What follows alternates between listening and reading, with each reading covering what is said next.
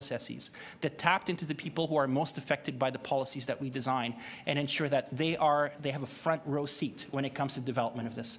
I believe that our vision for fairness and prosperity and inclusion is within our grasp with this blueprint. And we in the community, and you see the numbers coming out today, are really keen to work with you at the City of Toronto to make sure that we have a partnership which is about building this one Toronto.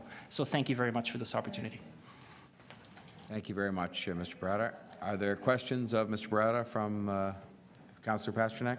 Yeah, thank you very much for coming. Just very quickly, on page 13, there's a recommendation 3.2, which affirms affordable housing as a first priority community benefit for any development applications where contributions are proposed pursuant to Section 37 of the Planning Act. You're familiar with that?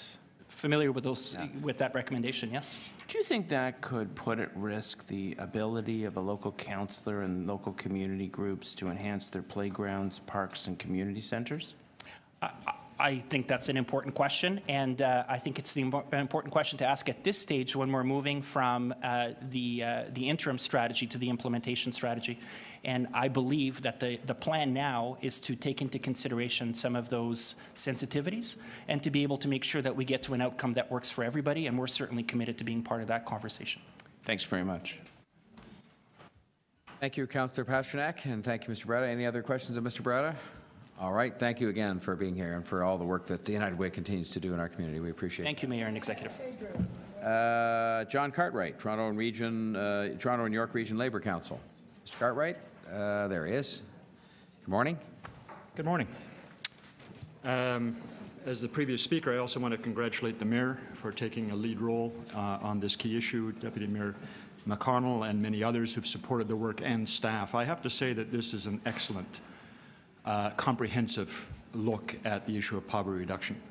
And kudos to those who've been part of this process, including from the community, as has been mentioned before, but particularly the staff.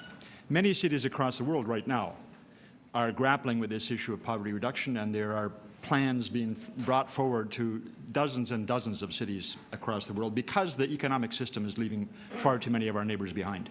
And we're trying to deal with that reality. And the Labour Council since 1871 has been advocating around poverty reduction. For years, jobs that are today middle-income jobs used to be poverty jobs in manufacturing, industrial and construction, and those have changed because of unionization and because of regulations that put floor underneath people's earnings. So I want to start by looking at the quality jobs piece that talks about the City of Toronto becoming a living wage employer. That's a trend going up in cities all across North America, and I think Vancouver just introduced a motion yesterday to do